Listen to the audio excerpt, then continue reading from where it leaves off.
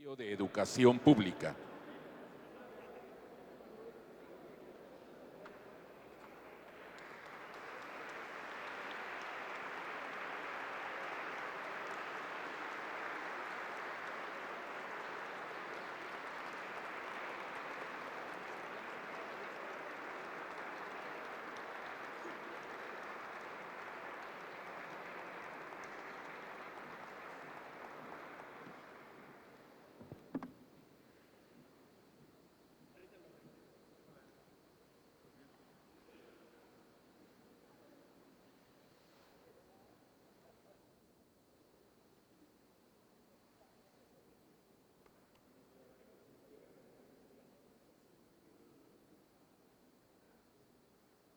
Si son tan amables, les invitamos a que tomen asiento.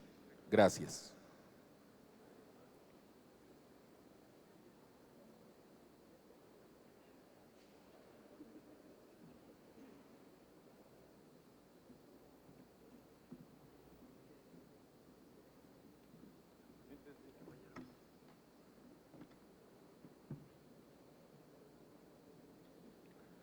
Buenas tardes. La Secretaría de Educación Pública les da la más cordial bienvenida al conversatorio presentación del sexto informe de labores de la Secretaría de Educación Pública. Nos complace presentarles a nuestros ponentes de esta tarde, el licenciado Otto Granados Roldán, secretario de Educación Pública.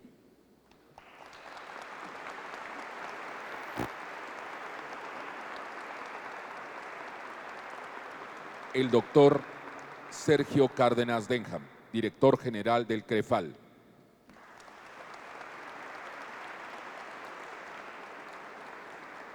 Y el doctor Carlos Ornelas Navarro, catedrático de la UAM Xochimilco.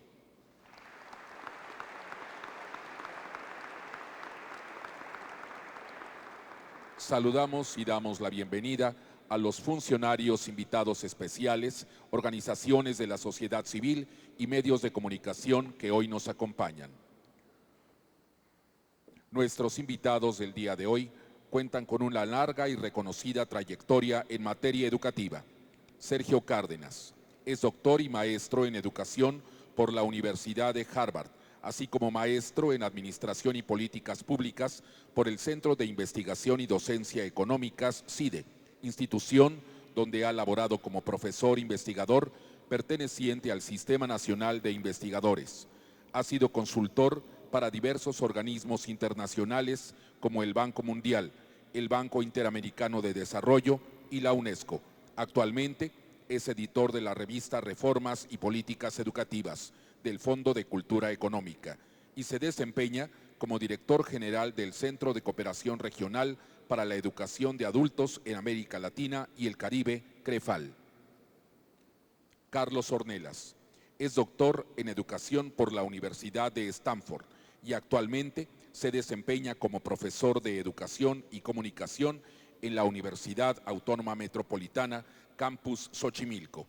Ha sido profesor visitante en el Centro de Cooperación Regional para la Educación de Adultos en América Latina y el Caribe, CREFAL, así como en instituciones de educación superior como la Universidad de Columbia, la Escuela de Posgrado en Educación de la Universidad de Harvard, el Instituto Tecnológico y de Estudios Superiores de Monterrey y el Centro de Investigación y Docencia Económicas, CIDE.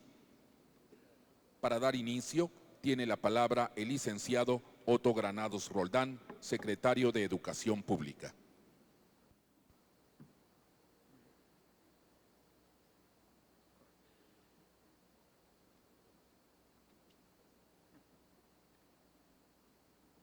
Bueno, muy buenas tardes a todas y todos ustedes. Me da muchísimo gusto reunirme esta mañana con mis compañeras y compañeros de la Secretaría, con distintos invitados, en este evento al que quisimos darle un formato diferente, como un conversatorio. Esa es un poco la idea, para lo cual invitamos al doctor Carlos Ornelas, que ya ha sido aquí presentado, es un experto principal en México y a nivel internacional en los temas educativos, como ya se dijo, autor de numerosas obras especializadas, pero además con la característica, la ventaja de que está frecuentemente también en la conversación pública, dadas sus apariciones en los medios de comunicación, especialmente la radio y la prensa con Excelsior y con Grupo Imagen. Y también invitamos para esta conversación a Sergio Cárdenas, el director general de CREFAL.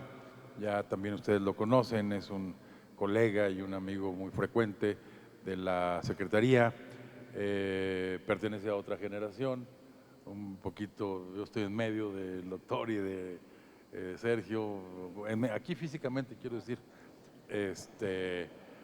en esto. Y entonces, como ustedes bien saben, este tipo de documentos, como otros que se generarán en los próximos meses, suele ser muy difícil, salvo para los especialistas como los dos que están aquí, ser leídos a cabalidad en todos los detalles.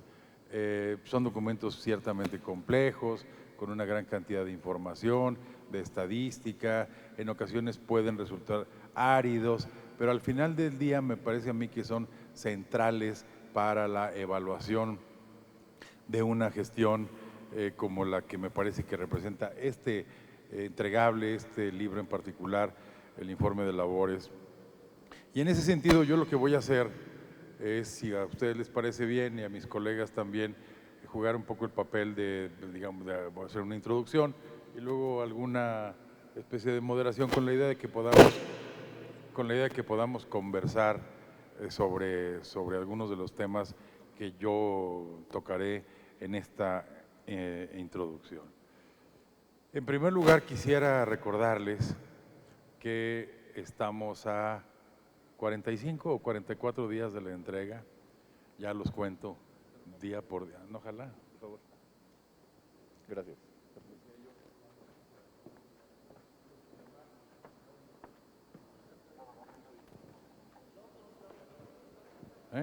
¿Ya? Ahora sí. Gracias. Decía yo que estamos a 44 días ya de la entrega, ha sido un proceso sin duda alguna intenso y me gustaría quizás recordar, porque es muy importante la forma en este caso, dadas las peculiaridades políticas de esta transición y de lo que viene por delante, que partimos de organizar este proceso en dos carriles o en dos etapas, en dos momentos. El primero de ellos nació con los lineamientos y los acuerdos que en julio del año pasado emitió la Secretaría de la Función Pública, donde norma un poco las características de cómo deben ser estos procesos, centrándose particularmente en cuatro aspectos o en cuatro entregables, por decirlo así. El primero de ellos es el libro blanco de la reforma educativa, que es un documento que ya ha sido concluido, está en el proceso de revisión final. Creemos que es un documento muy robusto, muy sólido, está muy bien organizado en 12 capítulos aproximadamente. Es probable que tenga al final ya de esta revisión alrededor de unas 800 páginas el libro, y luego va a tener una serie de anexos como hipervínculos que permitan al lector poder ir directamente a muchas de las fuentes que soportan la información que viene en el libro blanco. No tengo el dato, no sé si alguno de mis colegas lo tenga aquí, si lo recuerde Irma o Toño, los documentos que totalizan los hipervínculos, que son miles los que vienen después de la presentación de este documento, que es el primero de ellos y que deberemos estar entregando a más tardar a finales del mes de octubre para inmediatamente ponerlo a disposición del público para el que lo quiera consultar en línea en este formato. El segundo grupo de documentos son las memorias documentales y o los informes de gestión de las unidades responsables. En este sentido, ese también es una serie de documentos particularmente interesantes porque abordan temas muy específicos, ya sea de aspectos sustantivos de la política pública o de áreas específicas del sector educativo nacional. El tercero es un documento que, de acuerdo con los lineamientos de la función pública, tendrá aproximadamente unas 80 páginas, que es el llamado informe de rendición de cuentas, que también deberá estar listo a finales de este mes y luego subirlo a un sistema que así se llama, de entrega, recepción y de rendición de cuentas, en el cual podrá ser consultado.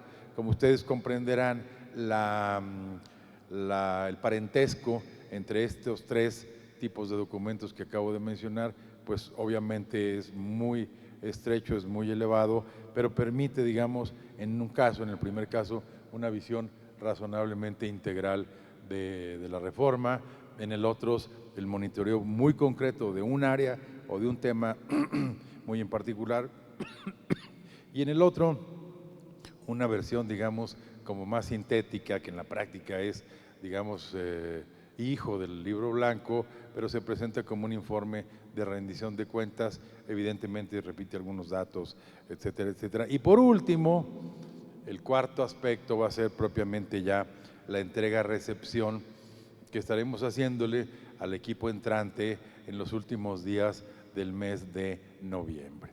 Ese es un poco el primer paquete, digamos, de documentación, de esfuerzo de recopilación de datos, de análisis, de reflexión, que como ustedes comprenderán, hablamos de un volumen muy considerable de páginas, de cuadros, de material, pero que es importante que queden ahí para la consulta pública, pero también para el análisis y para la historia. Dentro de eso, el informe de labores, que es el que justamente hoy estamos comentando o presentando, es el sexto informe de labores, en el cual se presenta en cumplimiento de un mandato legal y constitucional, como el acompañamiento ya más específico del sexto informe de gobierno del presidente de la República. En este caso el nuestro, ustedes los conocen, ustedes son los autores, de hecho, de este documento. Creo que ha resultado un documento muy robusto, 231 páginas, en fin, también mucha información. Si bien es cierto que corresponde o que comprende el último año de la administración hasta finales del mes de agosto, por el cierre para el informe del 1 de septiembre, también es verdad que leído de corrido, cosa que dudo que hagan ustedes, o cualquiera de nosotros, salvo Antonio Ávila, que dice que lo leyó completo, ustedes van a encontrar una película sexenal. Y en ese sentido creo que es muy importante el que lo podamos comentar, y ese es precisamente el sentido de esta reunión, de este conversatorio al que nos vamos a dedicar en los siguientes minutos. Y el tercer componente de este eslabón, dijimos, primero todos los entregables, el libro blanco, informe de rendición de cuentas, etcétera, etcétera. Segundo, el sexto informe de labores, que es este que hemos hecho entre todos. Y el tercero es propiamente el mecanismo de transición. También aquí hubo una normatividad, lineamientos para guiar un poco este ejercicio, y yo debo decir que, en mi opinión, ha sido un ejercicio muy estimulante, armónico, ordenado, productivo, profesional, que preguntando esta mañana o queriendo checar los números en este sentido, pues yo no tengo manera de comparar cómo ha sido en otras dependencias, pero me parece a mí que en el caso de la nuestra ha sido, como ya lo califiqué, muy profesional, muy armónico. Hasta la fecha hemos tenido 37 reuniones con el equipo de transición hasta el día de ayer, 12 de ellas entre el próximo secretario de Educación y su servidor, y el resto con las áreas en particular para ver temas específicos en distintos formatos, etcétera, etcétera. Así que alcanzar un número de reuniones de este tipo, y todavía las que nos faltan en las 4 o 5 semanas por venir, pues me parece a mí que podrán redondear el ejercicio de una manera, como ya dije en 2 ocasiones, muy profesional, pero sobre todo muy útil para la evaluación de lo que ha sido la política educativa estos años, en particular la reforma educativa. Creo que es un ejercicio, un esfuerzo que puede resultar útil, muy interesante para el diseño, la formulación y la ejecución de política pública para la próxima administración. Y ese es un poco el sentido de este conjunto de mecanismos, documentos, análisis, informes, en torno al cual hoy estamos aquí conversando. El informe, como ya dije, es un informe largo, extenso, de 231 páginas, que está dividido en 5 capítulos, uno que comprende un poco la panorámica rápida del sistema educativo nacional, después los capítulos de educación básica, media superior, cultura física y deporte, y finalmente un anexo estadístico, que es el que nos da un vistazo rápido, ya muy compactado, de las principales cifras en este ejercicio y en este esfuerzo. Por supuesto, no lo voy a comentar todo, ni mucho menos. La idea es que nosotros hemos sido los autores, de manera colectiva, por áreas en particular, pero también puede ser útil, o muy útil, por supuesto, para los medios de comunicación. Es siempre muy complicado. Este es uno de los temas críticos que aparece recurrentemente en la mirada, en la observación de esta reforma educativa, los temas de comunicación, pero es importante dejarlo, aunque no alcancen un nivel de visibilidad en los medios de información general, sí por lo menos que la tenga en la academia, entre los especialistas, entre la comunidad de investigación que se dedica a estos temas, por una parte, y por otra parte también que algunos de nuestros interlocutores institucionales puedan ver un poco cuál es la mirada desde la SEP de estos datos y de estos elementos, como es el caso, por ejemplo, centralmente del Instituto Nacional para la Evaluación de la Educación. Agradezco mucho la presencia de Patricia Vázquez del Mercado y de Bernardo Naranjo, miembros de su Junta de Gobierno, como lo puede ser también para el caso del Centro Nacional de Evaluación, y agradezco la presencia de su director, el doctor Rafael López Castañares, como lo puede ser también de otras instancias, agencias, áreas con las cuales trabajamos e interactuamos de manera muy frecuente, como el Politécnico, por supuesto, el Cinvestav, etcétera, etcétera. Perdónenme que no quizás cite a todos los que están aquí presentes, básicamente no por falta de ganas, sino por falta de vista. Yo no voy a comentar, como ya dije, todo el informe, ni mucho menos. Lo harán mejor, y algunos de estos temas mis colegas de mesa o de sillas, más bien dicho. Simplemente voy a tener quizás en 2 o 3 elementos, muy rápidamente, unos flashazos numéricos de la reforma. ¿Por qué es importante? Porque buena parte de la conversación educativa y de la discusión educativa de estos años, en mi opinión, es una discusión a la que le ha sobrado mucha pasión, pero le ha faltado más argumentación, más razones, más evidencia, más datos para entender de qué se han tratado estos años en materia de política educativa y en materia de reforma educativa. Y lo digo porque me parece a mí que los números, la estadística, los datos duros son centrales para comprender su dinámica, lo que se ha avanzado, lo que no, dónde están los aciertos, dónde están las insuficiencias, en fin, todo este ejercicio analítico que en mi opinión pues debe ser razonablemente profundo, riguroso, y que no se quede esa conversación nada más al nivel de la pasión política, de la coyuntura electoral, de la inmediatez mediática, sino que podamos ir más allá en esta dirección. Y solo mencionaré de manera muy rápida algunos elementos. El primero de ellos es cómo ha avanzado y hasta dónde el servicio profesional docente. Uno de los temas polémicos, controvertidos, pero al mismo tiempo más innovadores. Ustedes encontrarán en el documento, en el informe de labores, algunas de estas cifras, de las cuales me limito a mencionar 3 o 4 nada más. Si uno considerara únicamente la primera modalidad de evaluaciones del servicio, es decir, los concursos de ingreso, los concursos de oposición para el ingreso a la carrera docente, y uno ve los números de los que han participado,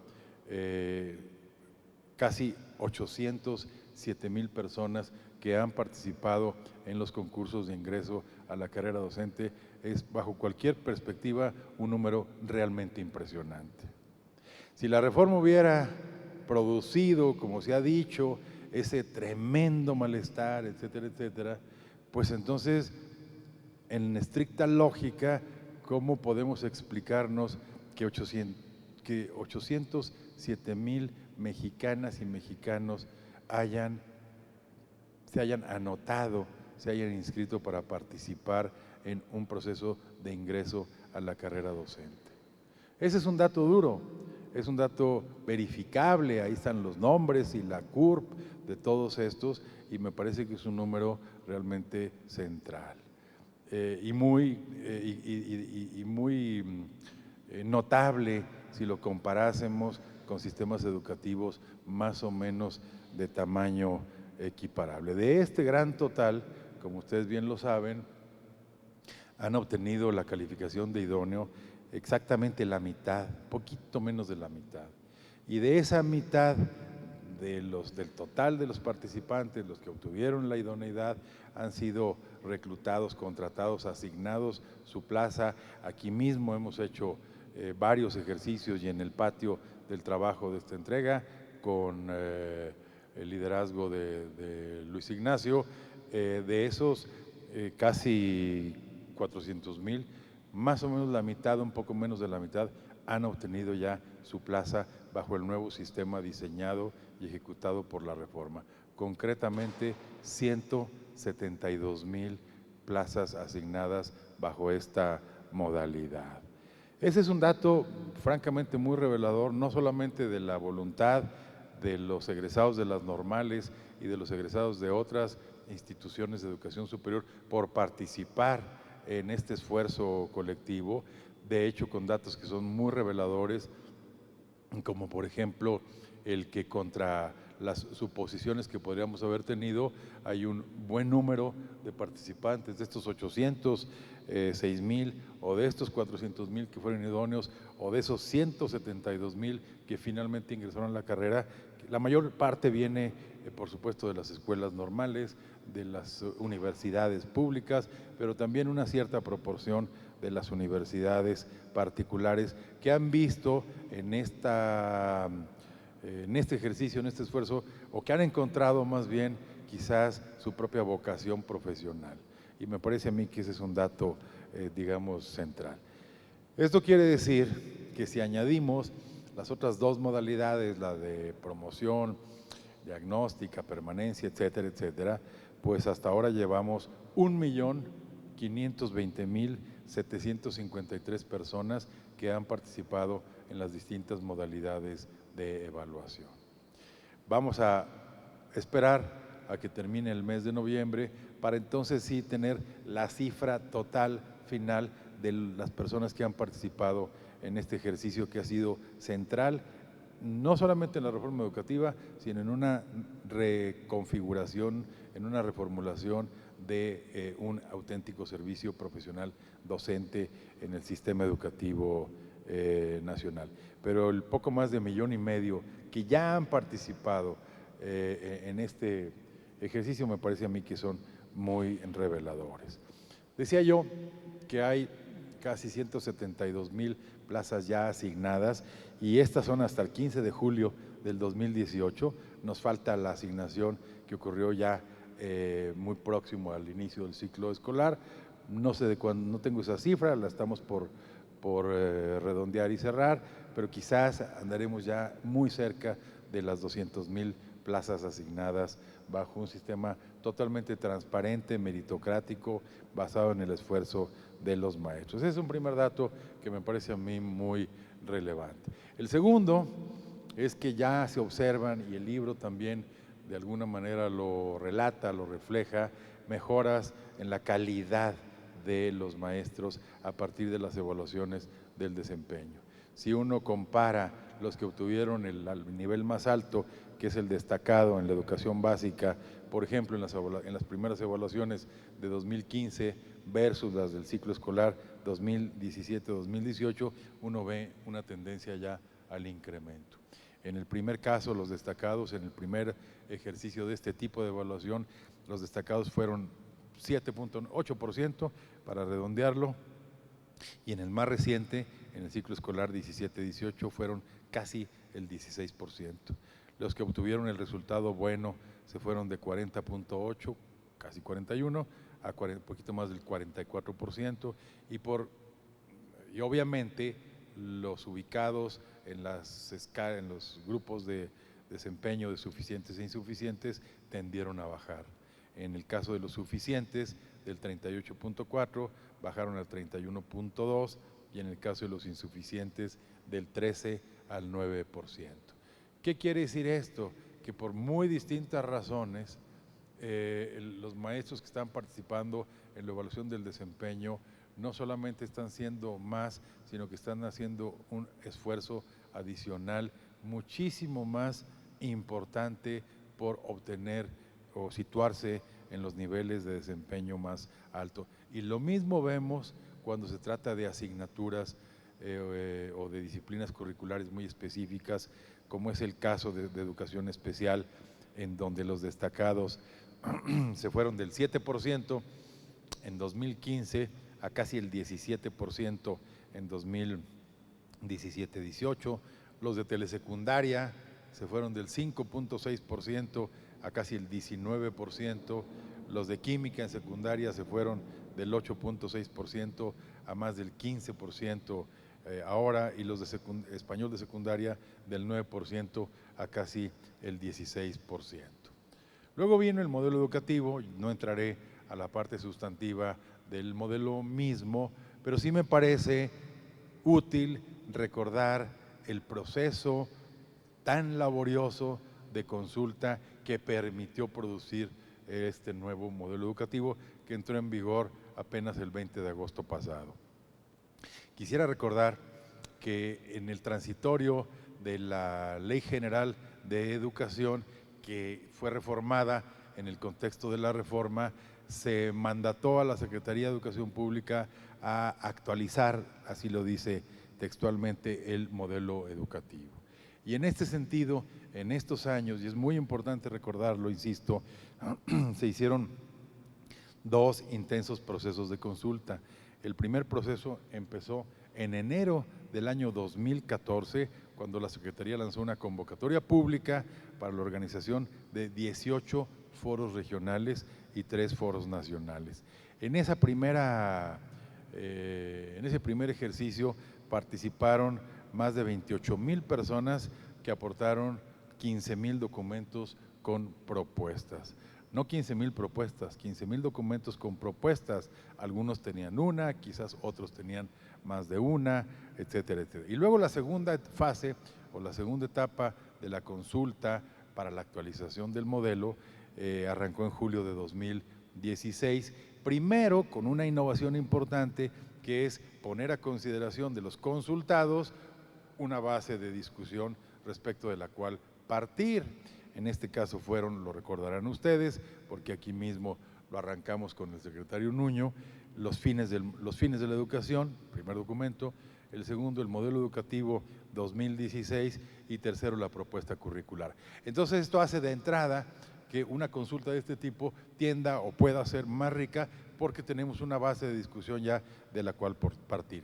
Eso permitió que se llevaran a cabo 15 foros nacionales, 200 foros estatales con casi 50,000 asistentes, 30,000 colectivos docentes de los consejos técnicos escolares en el caso de básica, o de las academias en el caso de la media superior, que aportaron sus comentarios. Se hizo una consulta en línea en la que dejaron ahí sus comentarios, sus registros, 1.8 millones de visitas y 50,000 participaciones. Es decir, en total se capturaron casi 82,000 registros y casi 300,000 comentarios. Y luego vino toda la parte de colaboración de los especialistas, más de 100 especialistas, entre los más reputados, académica, educativa, intelectualmente en nuestro país, y de las academias, en particular las nacionales de la lengua, de la historia y de la ciencia, que también colaboraron de manera muy eficaz en este ejercicio. Encontrarán también, no me detengo en ello, en el informe de labores, los avances en materia de cobertura, de eficiencia terminal, de la reducción en las tasas de abandono, etcétera, etcétera, que son interesantes no solo desde el punto de vista estadístico, por supuesto que lo son, sino porque varios de ellos pueden ayudar a pulir, a afinar, a mejorar la política pública en algunos de los componentes como muy concretos. Destaco, por ejemplo, el caso del analfabetismo, si bien es cierto que, como se refleja en el informe, hay un promedio país, un promedio del país, también es verdad que ya una vez que uno entra a las tripas, a los intestinos de esa tasa, de ese promedio, uno puede descubrir áreas de oportunidad más concretas en los estados y en los municipios en donde está el problema más serio, que obviamente es el que sesga a la baja los promedios alcanzados ya por otros estados que tienen ya tasas de un dígito bajo, es decir, de 1%, 1.2%, etcétera, contra las que muestran todavía, y eso es un tema de atención importantísima, tasas todavía de 2 dígitos altos, de 25, 28 y hasta 30% en algunos municipios de algunos estados muy específicos. Por último, yo diría que uno, y lo digo con la mayor objetividad, pero admito que es uno de los hallazgos para mí más relevantes, es cómo las políticas, las acciones de la reforma han tenido impactos diferenciados en las entidades federativas. Y ese es un hallazgo que me permite a mí ser, digamos, optimista y pesimista a la vez. Cuando uno ve los promedios nacionales de PISA, por ejemplo, pues normalmente nos rasgamos las vestiduras, los medios de comunicación nos suenan hasta con la cuchara grande, los comentaristas en la radio y en los periódicos nos pegan, aquí hay alguno de ellos que no menciono el nombre, pero bueno, y no hago ninguna alusión de ningún tipo, pero ese dato que va a seguir estable todavía por unos años, uno puede darle una lectura distinta si empieza a ver lo que está pasando en los estados. Y ahí nomás menciono 2 datos o quizás hasta 3. El primero de ellos es cómo en los concursos de ingreso algunos estados han tenido mejorías en los porcentajes de idoneidad notables. El caso de Quintana Roo, que en la primera convocatoria obtuvieron el 56% de idóneos y en la última 73%. En Colima se fueron del 56 al 68, en la Ciudad de México del 52 al 64, en Baja California del 49% al 72, en Baja Sur del 48 al 69 y así sucesivamente. Entonces, eso nos da muchísima información fina para ver por qué estos estados mejoraron tanto y también nos da información fina de ver por qué otros estados no mejoraron o incluso decrecieron. Yo nomás di aquí los datos como más lucidores, porque pues como decía o como le atribuían a Picasso, creo que ya se los he contado, Picasso solía decir, o dicen que solía decir, que nunca hay que hablar mal de sí mismo, que para eso están los demás.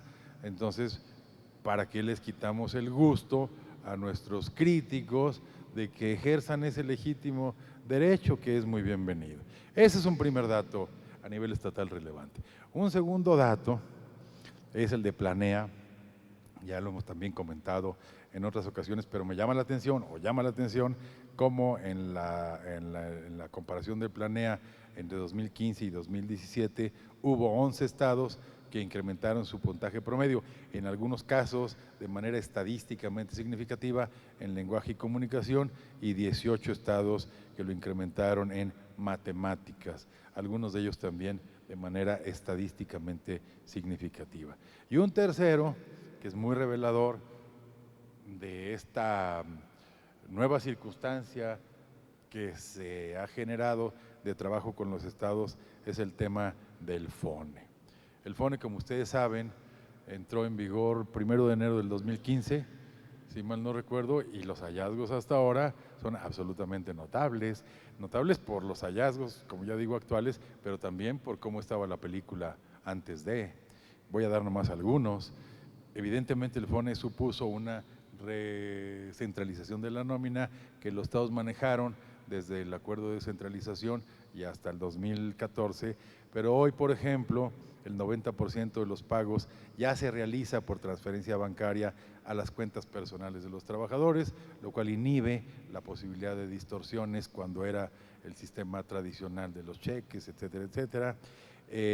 Permitió, en segundo lugar, un reconocimiento de prestaciones económicas que a lo largo del tiempo se fueron negociando con la doble negociación, entre otros esquemas, muchas de ellas, de estas prestaciones no reconocidas por la Federación, pero que sí sobrecargaron las finanzas públicas estatales. Hay muchos estados que evidentemente no han salido de su situación deficitaria, entonces uno se pregunta si no hubiera entrado en funcionamiento el FONE, la situación de esos estados, que no es buena, ahora sería peor. O sea, el FONE permitió por lo pronto poner un dique a la sangría presupuestal que para algunos estados les estaba generando. Tercero, ya lo mencioné de pasada, permitió introducir un convenio de automaticidad mediante el cual se inhibe una negociación salarial única, que era la práctica en el sector educativo por 20, 25 años y era también muy costosa para las finanzas estatales. Y luego le permitió al fisco federal, al SAT, el poder tener casi 37 mil millones de pesos adicionales de retenciones, adicionales de retenciones de ISR atribuibles al FONE, a la recentralización de la nómina. ¿Qué era lo que pasaba? Pues que antes del FONE los estados manejaban esa parte, le pagaban al maestro o al trabajador no docente su salario, pero la retención del ISR que debían enterarla, como se dice, pues en tiempo real, al fisco, al SAT, no lo hacían. Y entonces este rezago, digamos, o este desfase pudo haber sido utilizado para jinetear los recursos, esa es la verdad, o para cubrir emergencias en otros sectores distintos. Quizás al final terminaban pagando al fisco los estados lo que no habían hecho oportunamente, algunos casos quizás no, pero evidentemente que la recentralización le permitió al SAT recibir ahora 37 mil millones de pesos adicionales, nomás de ISR, gracias al FONE. Nada más en 2016, el ISR enterado ya por estados y por la SEP fue de casi 80 mil millones de pesos. Y en 2017 fue, si mal no recuerdo, de casi 81 mil millones de pesos. Entonces, evidentemente, el FONE es y seguirá siendo, por lo que se escucha, una buena noticia para la transparencia, para la eficiencia, para la recaudación, etcétera, etcétera. En todo caso, abre áreas de oportunidad para la siguiente administración para ver cómo crear un nuevo diseño presupuestal en la relación federación-estados más eficiente, con incentivos, que no sea, digamos, un poco casuístico en función de la circunstancia particular de un estado o de otro, sino que ese recurso pueda eventualmente volver a la educación, digamos lo del agua al agua. No es fácil una filosofía de este tipo con el fisco mexicano, ni con cualquier fisco de ninguna parte del mundo. Ahí les gusta que entre, pero no que salga. Pero así es. Sin embargo, abre una ventana de oportunidad para rediseñar un poco este esquema. Bueno, yo me quedo hasta ahí. En todo caso, me gustaría tres conclusiones de mi parte. La primera de ellas es que evidentemente el éxito de cualquier política educativa, llámese reforma, transformación, cambio, como quiera, y la experiencia histórica y la experiencia internacional lo sugiere así, son procesos que dependen de ciclos de política largos, de esfuerzos continuados para que puedan dar los resultados deseados. Mi segunda conclusión es que, y última en este caso, es que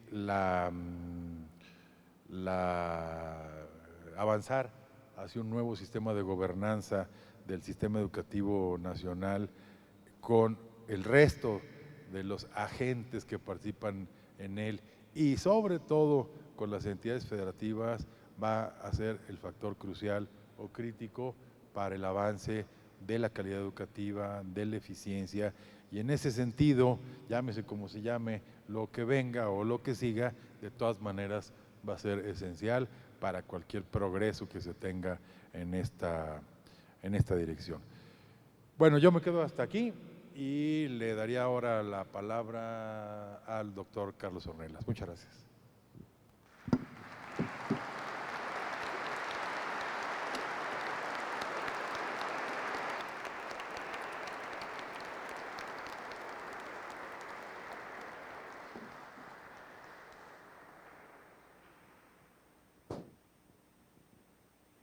Hola. Bien, buenas tardes. Muchas gracias por la invitación. El otro día que me habló Toño Ávila en el nombre del secretario de Educación Pública para invitarme a esta reseña, como dijo el clásico, me pregunté, bueno, ¿y a mí por qué? Esa fue la cosa, y agradezco mucho que me haya invitado sabiendo quién soy y que a veces me desboco en algunas cosas, pero hoy voy a ser sensato. El título, voy a leer la parte que es, titulo mi pequeña introducción, CEP, Último Informe de Labores, Testimonio de Reforma. El sexto informe de labores 2017-2018 contiene más de 200 páginas de información relevante, la cual ya nos resumió bastante bien el secretario, y resume lo hecho en el último año de gobierno del presidente Enrique Peña Nieto. Más que nada es un alegato a favor del cambio que, junto con los partidos de la Revolución Democrática y el de Acción Nacional, se propuso en la génesis del sexenio. No puedo hacer honor al texto en tan escaso tiempo, pero será un referente importante para mi trabajo de investigación, al igual que los 5 informes anteriores. Voy a concentrarme en la defensa que el secretario Otto Granados Roldán hace de la reforma educativa y en los puntos que el informe destaca como impulsos importantes. Adelanto, veo con simpatía lo alcanzado, aunque soy consciente de que la reforma ha estado bajo fuego desde que se anunció. Coincido con el secretario de que la reforma educativa que emprendió este gobierno es la más trascendente de las últimas décadas, quizá, digo yo, desde la que inició Jaime Torres Bodet al finalizar 1946 y que materializó en gran medida entre 1958 y 1964. Pero la de este gobierno ha recibido embates más potentes, más los que protagonizó el PAN en contra del libro de texto gratuito a comienzos de los 60. Sin embargo, la parte provechosa de la reforma que promueve el gobierno de Peña Nieto, considero, es de mayor alcance, por ello más impugnada. La parte laboral de la reforma vino a poner orden en el caos propiciado por gobiernos timoratos que permitieron, a cambio de casi nada, que los líderes sindicales colonizaran el gobierno de la educación básica, lo que condujo a crisis subsecuentes. El servicio profesional docente afectó intereses y privilegios cedidos o conquistados de una casta de docentes que transitaron de su magisterio a la burocracia, se enquistaron en el aparato, desde ahí frenaron el avance de la educación y corrompieron la actividad profesional de la mayoría de los maestros. El secretario lo dijo en tonos más amables que mérito y los concursos y todo, pero realmente fue un golpe terrible contra la corrupción existente. Con la apuesta del servicio profesional docente, como señala el secretario en su mensaje, se institucionaliza un sistema transparente basado en el mérito, la capacidad, el desempeño y el esfuerzo. Fue un golpe al corazón, esto ya lo digo yo, fue un golpe al corazón de la práctica clientelar y perversa que institucionalizó la herencia y venta de plazas y hasta que miles de muertos cobraran de la nómina magisterial. Esto es obra del CIGED, que no lo mencionó el secretario, pero va a subsistir, creo yo, bastante bien. Cerró una válvula de corrupción gigantesca. Voy a referir por qué tanta resistencia, por qué tanto golpe en contra de la reforma, y me voy a apoyar en el clásico Maquiavelo, en su obra del Príncipe, y él lo expresó con brillo. Nótese bien, dijo, que no hay cosa más ardua de manejar, ni que se lleve a cabo con más peligro, ni cuyo acierto sea más dudoso que el obrar como jefe para dictar estatutos nuevos, pues tiene como enemigos activísimos a quienes sacaron provecho de los estatutos antiguos. Y sigue la cita larga que quienes son los posibles beneficiarios de esos cambios en los estatutos no se movilizan, no son tan activos y por eso las reformas o los cambios tienen sus problemas. Esto fue lo que pasó, pienso yo, frente al cambio, frente a la reforma educativa, se alinearon los beneficiarios del viejo orden e impidieron que avanzara más el compromiso de hacer de la docencia una auténtica profesión de Estado, dice la cita, cimentada en el mérito, la calidad y la equidad. Aplaudo que se haya planteado poner a la escuela al centro del sistema educativo, que se impulse como nunca el mantenimiento y reparación de la infraestructura de educación básica, que con todo y los retos que enfrentó, sobrevenga el servicio profesional docente para evaluar a miles de maestros, que las consultas acerca del nuevo modelo educativo desembocaron en la revisión y actualización de planes y programas de estudio, aunque las contingencias hayan forzado a que se pospusiera su puesta en marcha hasta agosto de este año. Que la inclusión y la equidad hayan dado pasos sustantivos, si bien insuficientes para el tamaño de los desafíos. Que en la educación media continúe el impulso de la formación dual a pesar de ataques e incomprensión. También que la reforma administrativa de la SEP y los cambios a la Ley de Coordinación Fiscal permitieran la instauración del Fondo de Aportaciones de la Nómina Educativa, el FONE, el gasto operativo, el FONE, y del sistema de administración de la nómina educativa federalizada. Con esos instrumentos y la expiración del Fondo de Aportaciones a la educación básica, el erario ahorra miles de millones de pesos. El secretario no se metió en estos detalles, pero gracias a estos instrumentos, al CIGED, al FONE y al SANE, si bien subsisten en el margen, sobre todo en sistemas estatales, ya no tenemos aviadores en el sistema. Ya los comisionados al sindicato, a los comités ejecutivos del sindicato, no cobran de la nómina magisterial, al menos la mayoría. Los chapuceros, por supuesto, siempre tienen forma de encontrar trampas y todavía subsisten, pero gracias a estos instrumentos es que se han también ahorrado miles de millones de pesos. Calculamos que de 2015 a la fecha, entre 50,000 y 60,000 millones de pesos no se gastaron gracias a ahorros en la nómina educativa en estos años. Concluyo, el trayecto de la reforma no ha sido fácil. Sin embargo, las declaraciones recientes del presidente electo de que no aceptará el chantaje de la coordinadora indican que la reforma dejará un sedimento importante. Hago votos por ello.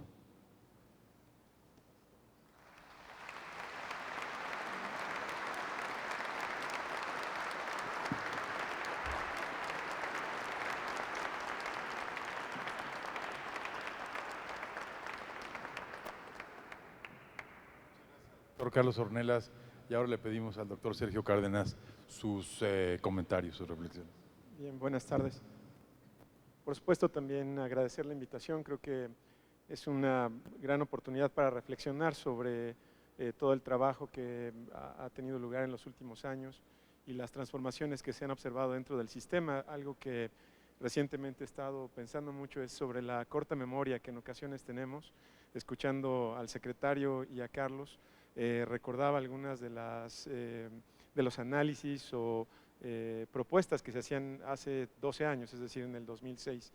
Y la expectativa era completamente diferente. Lo que se mencionaba era un condicional. Si se pudiera modificar la manera en que los profesores inician su trayectoria profesional, si se pudiera modificar el esquema de financiamiento de la educación, y todo casi iba, adelante de casi cualquier propuesta era un si se pudiera.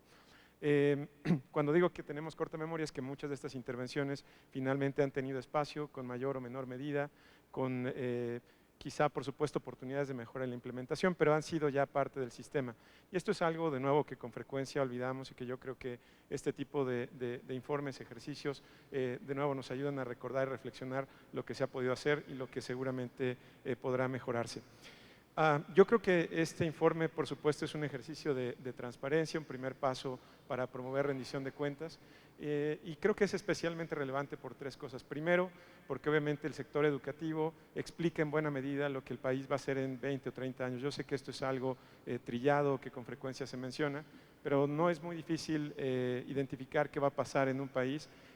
Simplemente habrá que voltear a ver a su sistema educativo. Si se quiere ver un efecto más acelerado, habrá que voltear hacia educación superior. Si se quiere ver un efecto un tanto a mediano o largo plazo, habrá que voltear a educación básica, pero es muy clara la relación entre lo que se hace dentro del sistema educativo y lo que observaremos en algunos años. Esto incluso probado en algunos casos, sobre todo medido especialmente en términos de ingresos y empleo, pero hay muchos otros factores que por supuesto habría que considerar. Entonces, este ejercicio de transparencia en un área tan sensible para el país, yo creo que es muy importante. En segundo lugar, y que es lo que usualmente se toma en el discurso, es por la cantidad de recursos que se destinan a la educación. Yo creo que ese es un argumento también para saber justo cómo se distribuyen esos recursos y qué decisiones se toman. Y un tercero que creo que también es importante porque revela las prioridades que hubo dentro del sistema educativo, es decir, cuál fue la lógica que había y qué se buscaba transformar, hacia dónde se dirigieron no solamente más recursos, sino mayor atención por parte del sistema. Yo creo que entonces este ejercicio, además de proveer información estadística sobre lo que se ha logrado, en buena medida explica teorías de cambio que prevalecieron en el sistema. Y esto quisiera enfatizar, no es un tema menor, especialmente cuando derivado de la reforma se iniciaron tantas iniciativas a la par. Y esto también quisiera enfatizar, la conversación ha estado reducida a uno o dos componentes, pero cuando uno ve el informe se da cuenta que lo mismo cruza, el secretario lo mencionaba, esta modificación administrativa más de gobernanza, hasta lo que sucedía en la escuela, ponerla como una institución al centro de decisiones. En ese péndulo, desde donde tenemos contacto con los estudiantes hasta donde se toman las decisiones, también se encontraban, por supuesto, reforma curricular, formación docente, en fin, distintas intervenciones. Y yo creo que esto es algo, de nuevo, que valdría la pena reflexionar sobre cómo este informe ayuda a entender cuál era esa lógica de transformación. De manera frecuente entendemos estos ejercicios de evaluación como si fuera solo el espejo de la selección de políticas. Esto evidentemente es un ejercicio lineal que no sucede. Captura también en buena forma todo el contexto político en el cual esas primeras intervenciones, como han sido diseñadas, van transformándose para poder ser implementadas por las autoridades en turno. Yo creo, y esto es algo también por enfatizar, que por supuesto es un primer ejercicio, es un primer compendio de estadística, viene un ejercicio o deberá venir un ejercicio todavía mucho más profundo para entender cuáles son los efectos de esas decisiones y los cambios que se han observado en general en el sistema. Se esbozan algunos, se describen algunos, pero eso es algo que por supuesto tendrá que desarrollarse en lo subsecuente, especialmente por los investigadores educativos. Hay tres aspectos que quisiera destacar en términos del contenido del informe.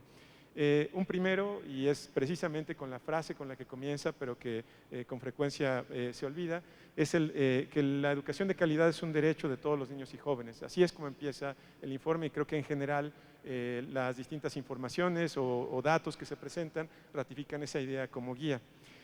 Un segundo que también creo que es muy importante e interesante es que se esboza una cadena causal con 3 componentes que marcan muy bien lo que se buscaba desarrollar en el gobierno. Lo he escuchado varias veces del secretario, que se buscaba lograr mejores espacios educativos que a su vez serían utilizados por mejores docentes, quienes dispondrían de mejores materiales educativos.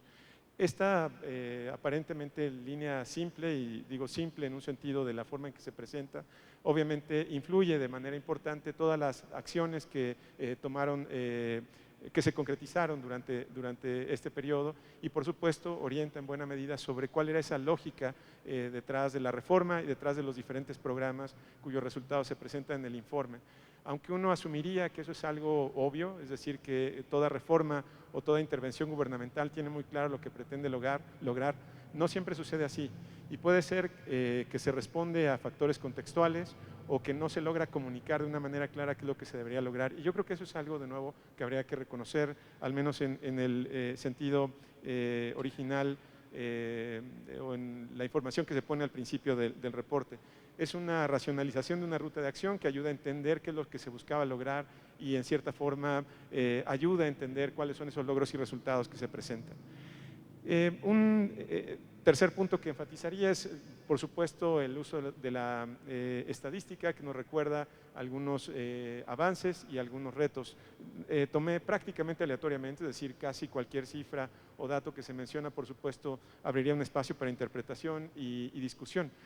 Tomé algunos, por ejemplo, el hecho de que 1 de cada 3 estudiantes de escuelas públicas recibe una beca, nos recuerda de nuevo los retos en términos de desigualdad y las herramientas limitadas o no que cuenta el Estado o el gobierno para poder resolverlo. El incremento de un 229% en infraestructura educativa también habla, por supuesto, de nuevo de esta orientación que había alrededor del gobierno y lo que se buscaba modificar. Un tema que a mí siempre me ha preocupado y que tiene una explicación de décadas, pero que nos sigue llamando la atención, es el hecho de que el gasto promedio por alumno en educación superior es prácticamente 5 veces el gasto en educación primaria. Obviamente, de nuevo, hay un debate sobre cómo se usan los recursos y qué destino tendrían. Algo que mencionaba el secretario, que por supuesto es importante, la asignación solo en este último año, si entendí bien, de cerca de 50,000 plazas de ingreso por concurso, solo, insisto, para este año. De nuevo, si recuerdo con lo que comenzaba esta reflexión, que en el 2006 esto se veía como algo distante, pues invita justo a dimensionar las intervenciones y lo que se buscaba hacer. Habla también el reporte o nos informa que solamente 1 de cada 20 alumnos de secundaria alcanzó el nivel más alto de desempeño en matemáticas de Planea, algo que hemos observado por años y que nos recuerda de nuevo la razón de todas estas modificaciones, especialmente con respecto al perfil de los docentes. Que solamente 1 de cada 10 de los más de 100,000 docentes de educación básica y media superior evaluados este año tuvo como resultado insuficiente. Que en este año se elaboraron más de 39 materiales educativos para preescolar, primaria y secundaria, además, por supuesto, de los de lengua indígena, que más de 72,000 docentes de educación media superior tomaron al menos un curso para el fortalecimiento de conocimientos disciplinarios y pedagógicos, que más de 2,100 plazas de ingreso para la educación media superior fueron asignadas por concurso, que se otorgaron más de 500 becas para estudiantes de normales con el fin de participar en actividades de movilidad académica, y así podemos seguir con muchos datos de nuevo que recuerdan esta preocupación que movió a esta administración. Solo quiero comentar muy anecdóticamente el dato frío que en ocasiones oculta lo que uno puede observar dentro del sistema. Hablaba ahora de las 500 becas de movilidad académica. En el CREFAL tuvimos oportunidad de recibir a un par de cientos de estos alumnos y la explicación que daban de cómo este programa había transformado su trayectoria y los había hecho mucho más sensibles sobre cómo tenían ahora una responsabilidad para darles esa misma oportunidad que ellos tuvieron para estar en Francia o en Canadá o en algún otro país a sus estudiantes en aulas en zonas rurales, es algo que le da otro sentido a las cifras y es algo que también quisiera mencionar. Evidentemente esto es solo una guía, muestra trabajo, muestra resultados, pero habrá también que dimensionarlos con la manera en que transforman trayectorias de las personas que aquí solo se expresan con un número. Entonces, parte de la riqueza de este informe, por supuesto, es el recuento de resultados inmediatos, es un primer paso, un primer insumo para los analistas para tratar de, fuera ya de una conversación quizá postelectoral o enmarcada más por un contexto político. Habrá una oportunidad, por supuesto, para dimensionar todo lo que se ha logrado. Y aquí lo enfatizo, aunque bromeaba el secretario que estoy en otra generación, pero ya me han tocado haber visto al menos 3 sexenios, y creo que, insisto, el tiempo dará una oportunidad para reflexionar con mayor objetividad y con una mucho mayor apego quizá a la rigurosidad, metodología que se requiere para poder entender cómo muchas de estas decisiones finalmente habrán sentado bases o habrán transformado la manera en que opera el sistema educativo. Creo que esto es algo que puede no ser muy popular decirlo o que puede enmarcarse con algún mensaje o intención política, pero al final los sistemas son personas, son trayectorias, nos rebasan a cualquier periodo profesional de cualquiera de nosotros, y esto por supuesto tendrá que ser valorado con, insisto, mayor frialdad, mayor objetividad, y dará una perspectiva distinta. ¿Qué lecciones en general habría de este informe? De una manera muy rápida, acelerada, yo creo que vale la pena también mencionarlo. Uno, la importancia de abrir datos y provocar conversaciones más informadas.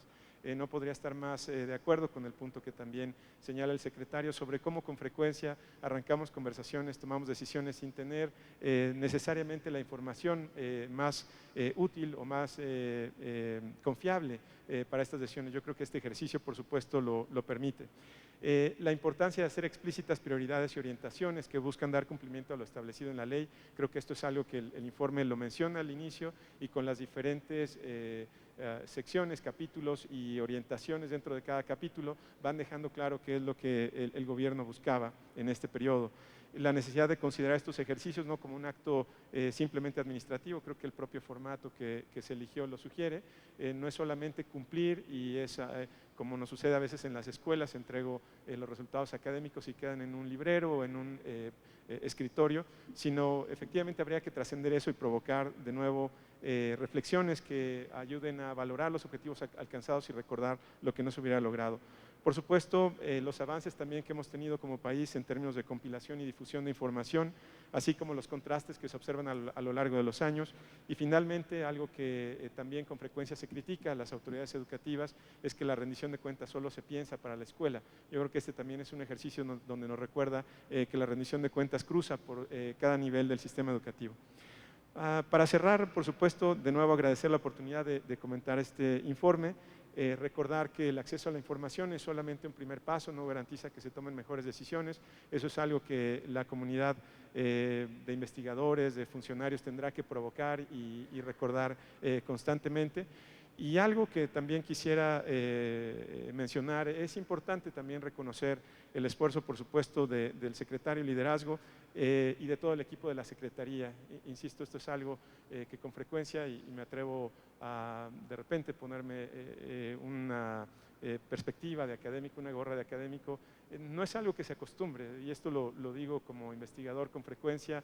Lo que buscamos hacer es enfocarnos al error sin entender contexto y sin entender a las personas que están detrás de estas decisiones y acciones.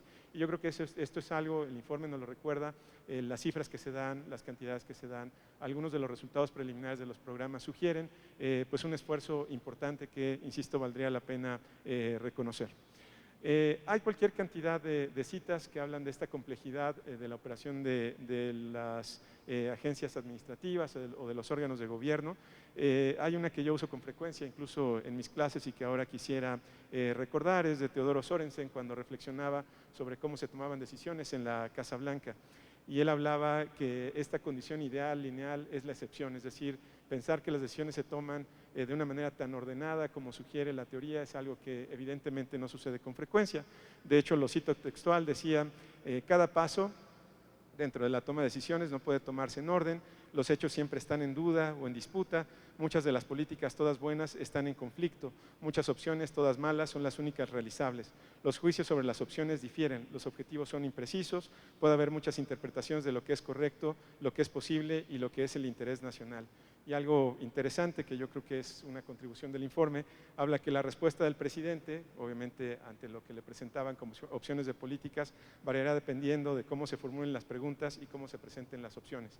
La expectativa, por supuesto, para este documento y otros más que ahora mencionaba el secretario, es que ayuden o que contribuyan a que se hagan las preguntas correctas y, por supuesto, que se opte por las opciones adecuadas o se elijan las opciones adecuadas. Muchas gracias.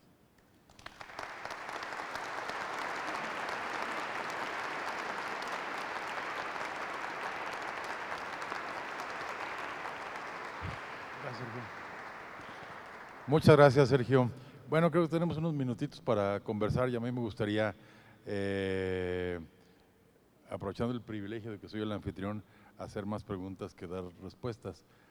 Y me gustaría preguntarle a Carlos Ornelas, así en una respuesta muy sincera, muy crítica, ¿qué le faltó estos años a la política educativa? ¿Qué le faltó a la conducción de la Secretaría? O incluso qué le faltó a la reforma. Ok. Gracias, secretario.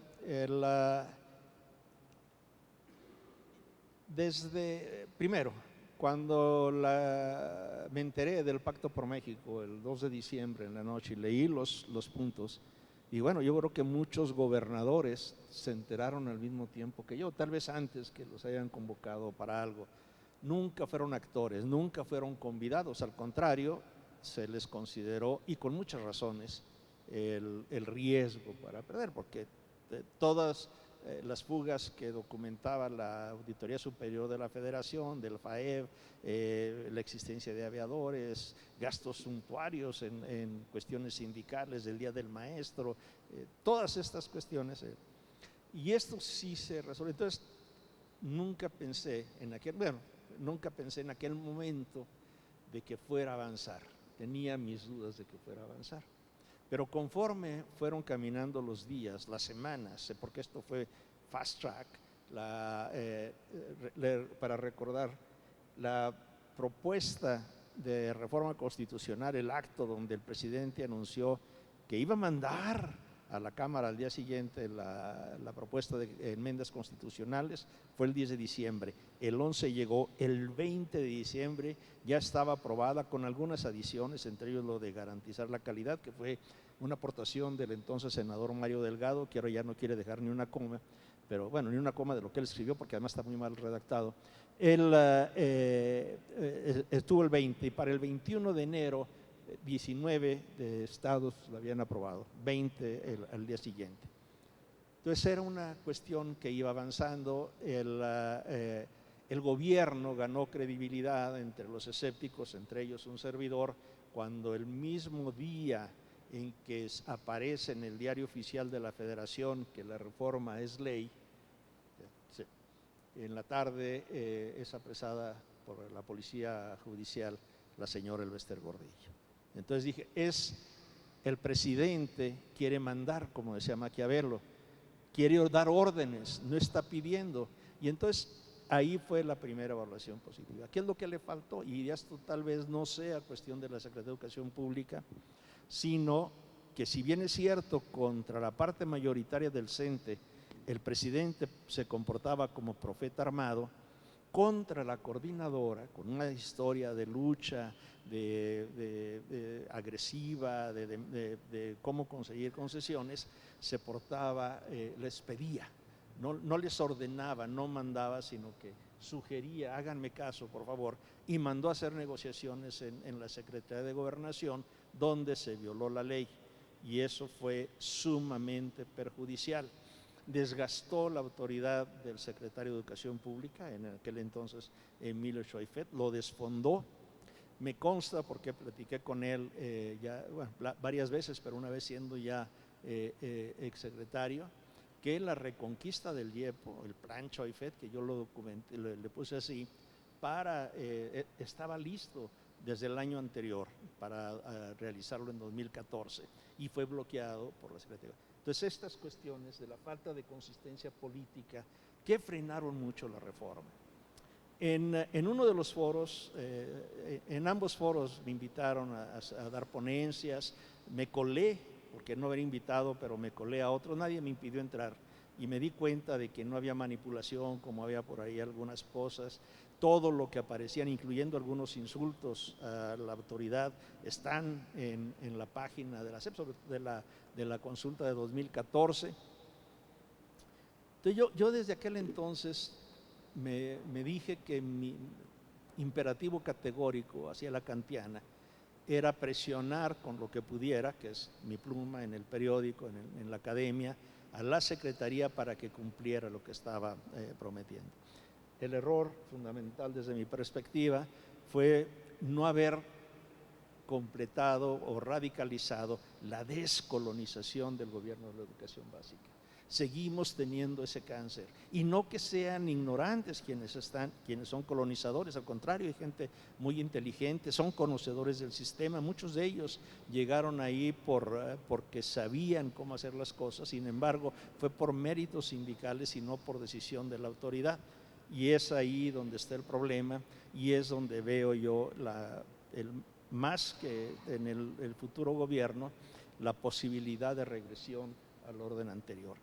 También he dicho que si comparamos esta reforma educativa con un modelo ideal donde tengamos todo transparente, donde todos los maestros sean los mejores, los más cumplidos, los más competentes, motivados, donde los alumnos hagan sus tareas, donde los padres coadyuven, donde el aprendizaje sea realidad, donde toda la infraestructura y la comunicación extraescolar y el gobierno esté bien, pues nos queda de ver mucho. Pero si la comparamos con lo que teníamos hace 6 años, ¿no? Yo aplaudo que no haya ni herencia ni venta de plazas, lo veo muy sólido, y lástima que no hayamos llegado más para allá, por eso, por las cuestiones en gobernación.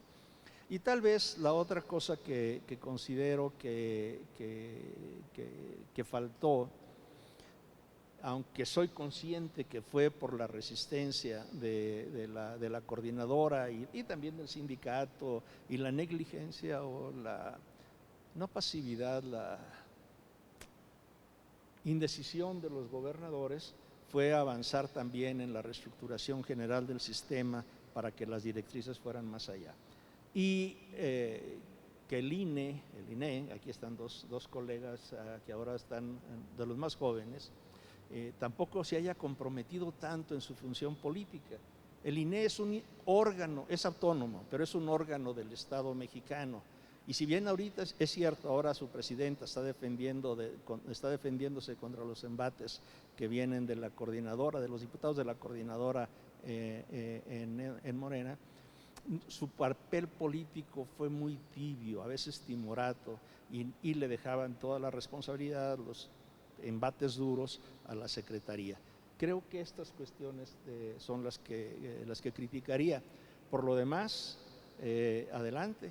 Y qué lástima que tengamos ahorita que esté bajo fuego, sobre todo con el potencial de que 40 diputados que son de la coordinadora están insistiendo, están rebelándose contra su jefe y diciéndole que quieren la abrogación. Incluso el dirigente de la sección 9 dijo, nada de consulta sobre si va a seguir el FONE o no, que lo decida él para nosotros, lo elegimos para que tomara decisiones, no para que consultara. Entonces, estamos en ese trance. Como investigador me alegro porque pues, material para lo que es mi tema fundamental, que son las reformas educativas, no me falta. Carlos.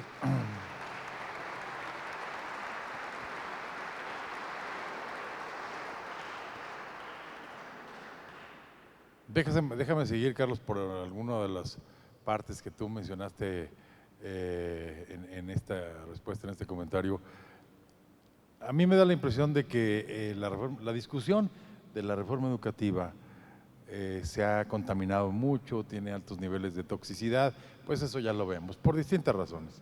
Ahorita le pediré a Sergio un comentario a este aspecto. Pero, en tu opinión, ¿por qué es la reforma educativa la que ha alcanzado más intensidad en la discusión, a diferencia de todas las otras reformas gestadas en el crisol del Pacto por México? Yo no encuentro un nivel de discusión así como este, tan contaminado, tan intenso, tan elevado, por ejemplo en la de telecomunicaciones, en la de energía, en otras. Supongo que son temas como más especializados, más específicos, pero sí me llama mucho la atención ese nivel de intensidad, de calor que ha alcanzado. ¿Por qué crees? Ok, las otras dos reformas que mencionaste afecta a poderes fácticos, como les llaman en el mismo pacto, ¿no? A Slim y sus empresas, a Televisa, las otras, o en petróleos pues afectó la tradición histórica que teníamos. En el caso de educación, son muchos individuos los que se sentían afectados. Una cosa que documenté en alguna parte, lo publiqué en una entrevista que tuve con una maestra que ya se iba a jubilar en Morelos y que me dice que estaba realmente preocupada, y por supuesto que la reforma, dice, porque me dijo, y no es broma, dice, ¿cómo voy a recuperar la inversión que hice para entrar a la profesión docente? Ella tenía fama de ser buena maestra, de cumplida y laboriosa. Entonces le pregunté qué pasaba. Dice, bueno, yo soy maestra porque quise ser maestra, porque estudié para ello y nadie me dijo, en mi casa no hay nadie. Entonces, y yo quiero a los niños y me gusta lo que estoy haciendo y no falto y me aplico y todo. Pero pues yo no tenía quien me heredara la plaza, así es que tuve que pagar por ella. Y me dijo la cantidad, ya no la acuerdo, la registré y la publiqué y la puse el equivalente en dólares. Entonces, y luego hice el juicio yo ya de esta entrevista. Ella no se consideraba que fuera éticamente incorrecto. Eran las reglas del juego existentes, era lo que le dictaba la forma. Si quería ejercer su profesión tenía que hacerlo. Entonces ella no hizo nada mal, pero sí pagó y su preocupación era, bueno, ¿cómo voy a recuperar? Y esa es la cosa, ¿cuántos miles de maestros también se sintieron afectados más o menos de la misma manera? ¿Qué va a pasar con mi plaza? Era una de sus preocupaciones. ¿Por qué me van a evaluar a mí y a los petroleros que también compraron su plaza? O parte de la reforma, o por qué no evalúan también a los de otros sindicatos que en todas partes están. Era esto, y que no era nada más la cuestión de la militancia y la propaganda de la coordinadora y antes de la parte institucional del sindicato, sino preocupaciones serias. Sergio lo mencionó en alguna forma de que la Secretaría, el gobierno en su conjunto, no supo comunicar bien las bondades de la reforma. Todavía hasta la fecha yo escucho muy pocas voces, aún dentro del funcionariado, que vayan más allá de la cuestión laboral del servicio profesional docente. Quienes hayan leído con cuidado la ley y la iniciativa, y yo lo hice con el mayor cuidado del que me siento capaz, hay una oferta verdadera de profesionalización para los maestros. Una expectativa de atributos de profesionalismo que no los tienen por la trayectoria sindical que vivieron, por el gremialismo, el clientelismo, todo lo que Octavio Paz criticaba en la herencia novohispana. Y aquí están los atributos de profesionalismo.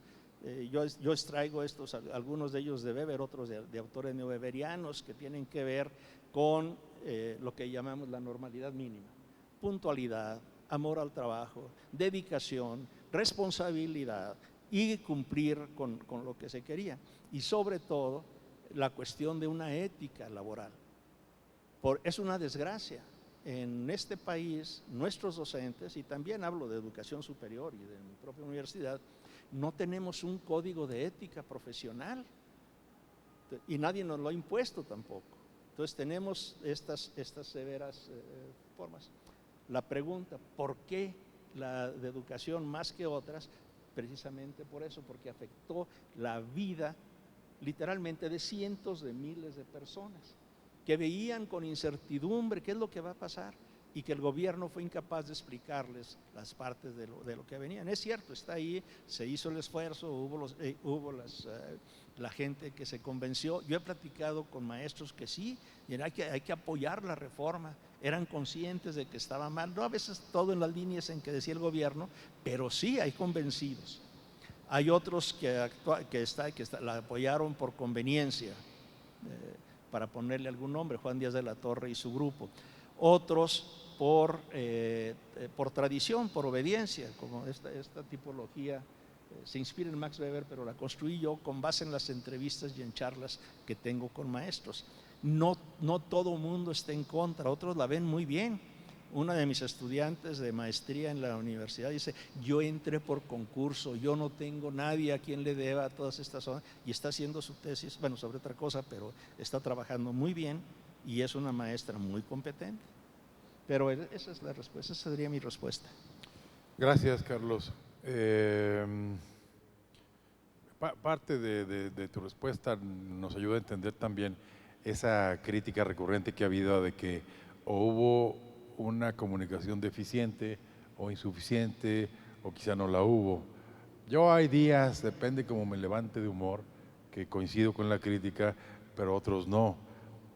¿Por qué razón? Pues porque, como tú lo dices, al final, digamos, el sistema educativo nacional funciona o venía funcionando como un ecosistema en la práctica. Entonces, cuando de pronto uno o dos o más componentes del ecosistema se mueven, pues alteras todo el conjunto y alteras, en este caso, a lo mejor no la vida de los docentes, como decía Carlos, pero sí el plan de vida que estaba muy hecho en ese ecosistema.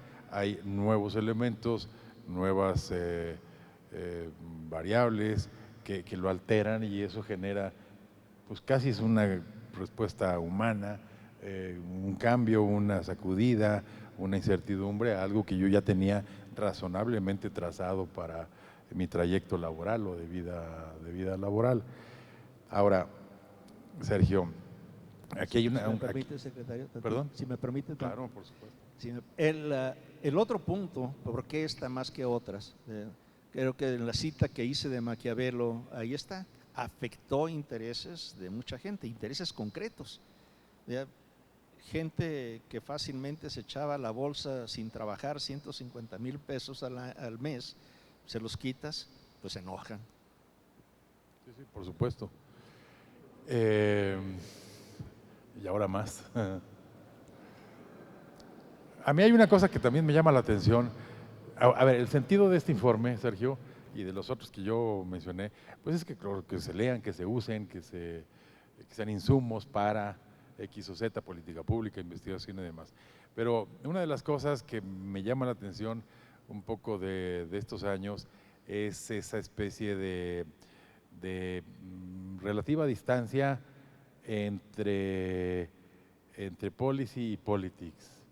Es decir, uno revisa artículos académicos con muchas citas, etcétera, etcétera, etcétera, algunas ideas buenas, interesantes y demás, pero cuando uno está del otro lado, aún viendo que hay cosas importantes que sugieren insumos o que son insumos relevantes para la política pública, se topan con las dificultades de la vida real, de la operación cotidiana. Eso por un lado. Y por otro lado, en algún momento lo comentaba Sergio en otra conversación, de lo que decía Walter Mondale, que él leía y consumía artículos en materia de política educativa, y que así como se encontraba 10 papers, 10 artículos muy robustos, muy sólidos, muy convincentes, se encontraba otros 10 igualmente sólidos, robustos y convincentes, que decían exactamente lo contrario de los primeros. Entonces, ahí obviamente el papel del tomador de decisiones de política pública, pues tiene que hacer eso, tomar las decisiones. Pero el sentido de mi comentario, y en este caso de mi pregunta, es cómo acercar más policy y politics en esta materia. Bueno, efectivamente la cita que mencionas de los 70, si no me recuerdo. La cita que se menciona es de los 70, es decir, tenemos más de 40 años, no solamente en la Comunidad de México, sino, me atrevería a decir, internacional. El año pasado este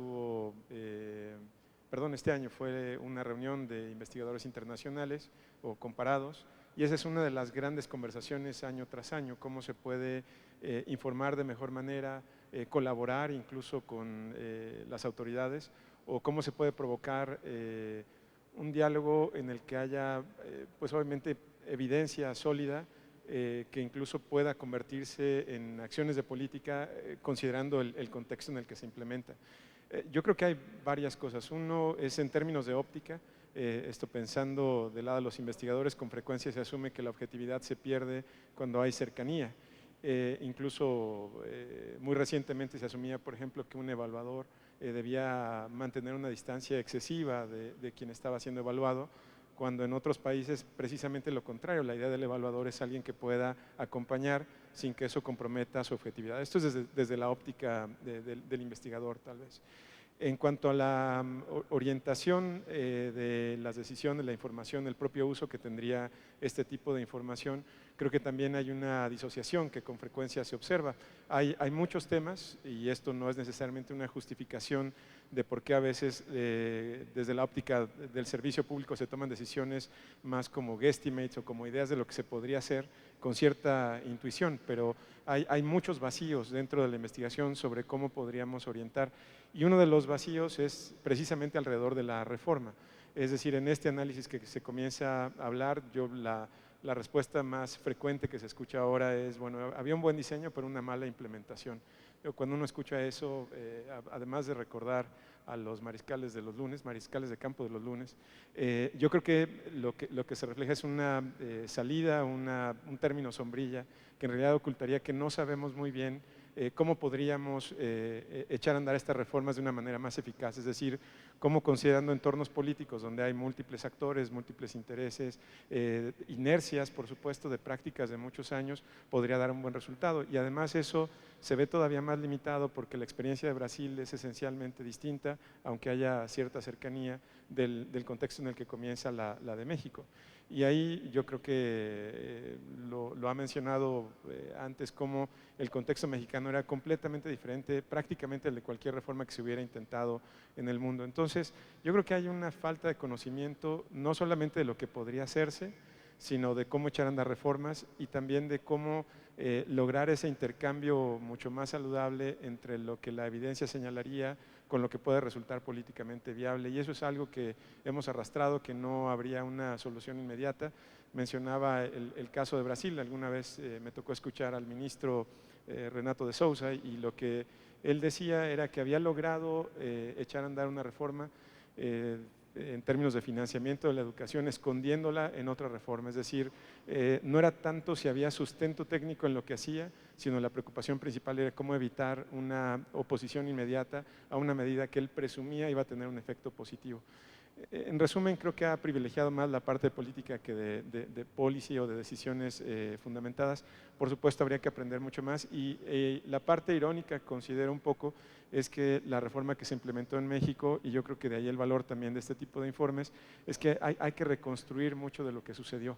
Y yo creo que eso podría abonar, aunque no quisiera caer tampoco en estas salidas o análisis a toro pasado, para decirlo en algo más local, donde podemos atribuir solo a la comunicación o a la presencia de ciertos grupos que jugaron una estrategia mucho más efectiva del funcionario público. Yo creo que habrá que descifrar, entender y también otro punto que creo que es importante es vislumbrar que son reformas que van a tomar muchos años.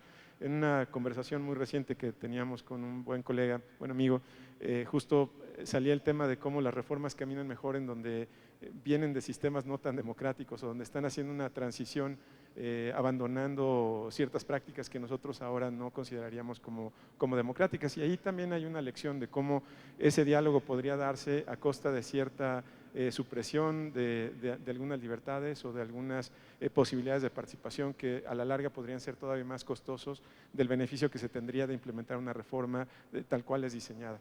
En resumen, yo creo que habría que aprender más, habría que dialogar todavía mucho más, habría que trabajar o tratar de renovar incluso la comunidad de investigación educativa, buscando de nuevo acompañar procesos que afectan a todas las personas. Bueno, nos vamos acercando ya al final del tiempo presupuestado para esta reunión. Yo tengo la impresión de que en efecto esa crítica de que estuvo bien el diseño y los objetivos y todo lo demás, pero la instrumentación fue mala. Siempre me pregunto, bueno, si la instrumentación fue mala, cómo fue esta reforma capaz de alcanzar estas metas, estas cifras. No, me parece una contradicción. Creo pensar, y se dijo en campaña, creo que se decía eso un poco para guardar cierto recato y no tener que coincidir con el gobierno, pues porque coincidir con el gobierno no siempre se ve bien.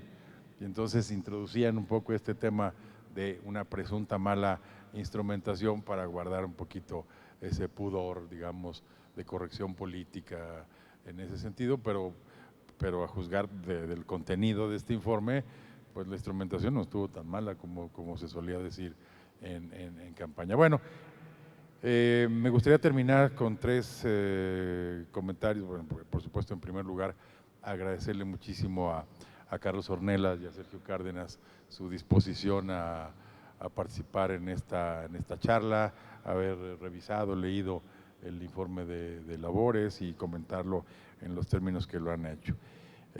Y mis 3 comentarios, un poco para terminar, serían los siguientes.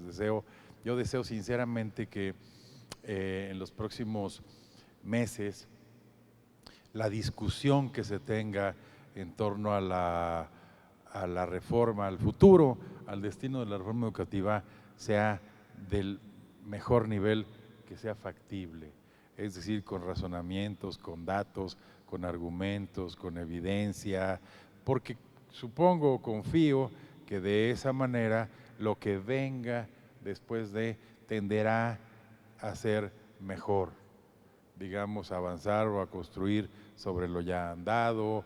En fin, me parece que elevaría desde cualquier punto de vista político, intelectual, la calidad de esta discusión para bien de la mejora y de la calidad educativa. Al final del día, yo lo que creo es que todos los gobiernos, todos los partidos, los padres de familia coinciden en lo mismo: cómo darle mejor educación a sus hijos y a sus ciudadanos.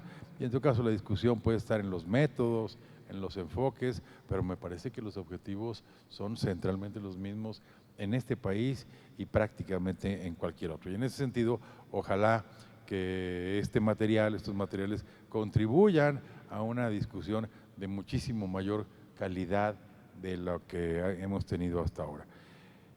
Mi segundo comentario es que cualquier cosa que venga, deseo sinceramente que sea mejor que estos resultados, que es la prueba del ácido. La prueba del ácido no es el primer año de un gobierno, es el último, porque pues hay que rendir cuentas y hay que contrastar números, y en ese sentido yo deseo sinceramente que las cuentas que veamos dentro de 6 años sean mejores que las que están aquí contenidas en y en estos documentos en general. Y por último, pero lo más importante, es hacer un muy sincero reconocimiento, por supuesto, a todo el equipo de la SEP, a todos sin excepción, todos los que están aquí. Hay muchos colegas, compañeros, amigos que son realmente los autores, los protagonistas de muchos de estos avances, sin duda alguna. Ellos aportaron su talento, su entrega, su compromiso a lograr estas metas, lo cual me parece muy, muy importante. Hacer un reconocimiento también a los 2 secretarios que me antecedieron, Emilio Chuaifet y Aurelio Nuño. Ambos pusieron también su gran capacidad, su energía y su entrega, cada quien con su estilo, igual que el que él habla, con sus acentos y demás, a tener o alcanzar estos resultados. En todo caso, si ustedes recuerdan el tiempo de duración de los secretarios o ministros de educación en América Latina entre 2000 y 2015, que es de 2 años, 1 mes, pues estuvimos más o menos en el promedio. No, yo un poco menos, por supuesto, pero pues en fin, quiere decir, y por lo tanto me parece que es muy merecido hacerles a ambos un reconocimiento, a todos mis colegas y compañeros. Al final del día, repito algo que ya dije en otro momento, pero lo creo: este documento y los otros que yo mencioné nos muestran que hicimos lo que teníamos que hacer y lo hicimos muy bien. Así que gracias a ustedes y muchas felicidades.